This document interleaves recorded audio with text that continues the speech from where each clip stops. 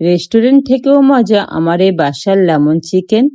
কিভাবে ঘরে থাকা উপকরণ দিয়ে এই অল্প সময়ের মধ্যে আমি এই লেমন চিকেনটা বানিয়েছি, চলুন আপনাদেরকে দেখিয়ে দিই। আসসালামু আলাইকুম everyone, welcome to cooking network. এখানে আমি আদা, রসুন, পেঁয়াজ, কাঁচামরিচ একসাথে করে ব্লেন্ড করে নিই। আর কাঁচামরিচের পরিমাণটা একটু বাড়িয়ে দিয়েছি, আপনারা চাইলে কমিয়ে দিতে পারেন।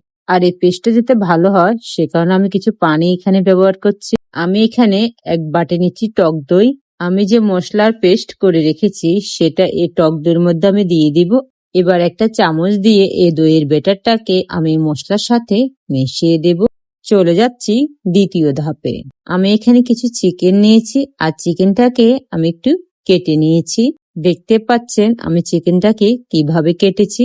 এবার কিছু লেবুর রস আমি চিকেনের উপর দিয়ে দিব আর দিচ্ছি 1 চামচ লবণ। এবার হাত দিয়ে এগুলাকে মেখে আমি কিছুক্ষণের জন্য রেস্টে রেখে দেব, যাতে করে চিকেনের গায়ে কোনো ময়লা পানি থাকলে সেটা বের হয়ে আসে। আর দেখতে পাচ্ছেন কতগুলো পানি ছেড়ে দিয়েছে। যখন লবণ আর লেবু দিয়ে চিকেনটা কিছুক্ষণের জন্য ভিজিয়ে রাখবেন, তখন দেখতে পাবেন চিকেনটা রান্না করার পর কতটা নরম থাকে। কিভাবে ঘরে বসে লেমন চিকেন বানাবেন সেটার ভিডিও আমি আপনাদেরকে দেখিয়ে দিচ্ছি। আমি যে দইয়ের ব্যাটারটা করে রেখেছি সেটা এবার চিকেনের উপর দিয়ে দেব আর হাত দিয়ে আমি চিকেনটাকে একটু মেখে নেব। হাত দিয়ে মেখে নেওয়ার উদ্দেশ্য হচ্ছে যাতে করে সব চিকেনের গায়ে এই মশলাটা ঢুকে যায়। আর এই চিকেনটাকে আমি 30 মিনিটের মতন রেস্টে রেখে দেব। কড়াইতে কিছু পরিমাণ তেল দিচ্ছি আর কিছু গরম মশলা আমি এখানে ব্যবহার করব। দিচ্ছি 4টা তেজপাতা আর কিছু এলাচ আর লবঙ্গ। আর এগুলাকে আমি একটু ভেজে নেব যাতে করে ভালো একটা স্মেল আসে। এই লেমন চিকেনটা বানানো খুবই সোজা, অল্পতে বানানো যায়। একে একে এবার আমি সব চিকেন আমি দিয়ে দেব। বাচ্চারা বায়না করলে অল্প সময়ের মধ্যে এই লেমন চিকেনটা বানিয়ে দিবে। যেহেতু এখানে টক দই আছে, স্বাস্থ্যের জন্য খুবই উপকারী। আমি অল্প তাপে এই চিকেনটাকে কিছুক্ষণের জন্য রান্না করে নেব। আমি এখানে সামান্য কিছু লবণ ব্যবহার করছি, কারণ আগে আমি কিন্তু লবণ দিয়ে এই চিকেনটাকে মেরিনেট করে রেখেছি। এবার ঢাকনা দিয়ে ঢেকে রাখবো কিছুক্ষণের জন্য, যাতে করে চিকেনটা ভালো করে কুক হয়।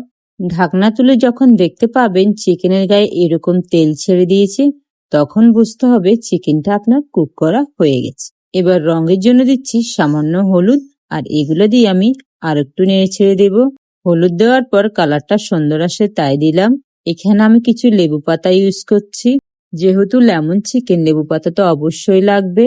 আর আগে থেকে আমি কিছু কর্নফ্লাওয়ার গুলে রেখেছি আর সেটা আমি চিকেনের উপর দিয়ে দেব, তাহলে এই ঝোলটা একটু ঘন হয়ে যাবে।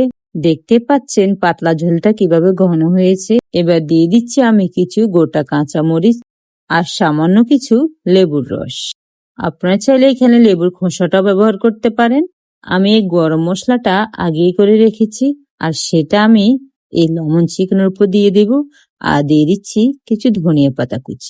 ধনিয়া পাতা দেওয়ার পর দেখতে পাচ্ছেন কালারটা কত সুন্দর লাগছে।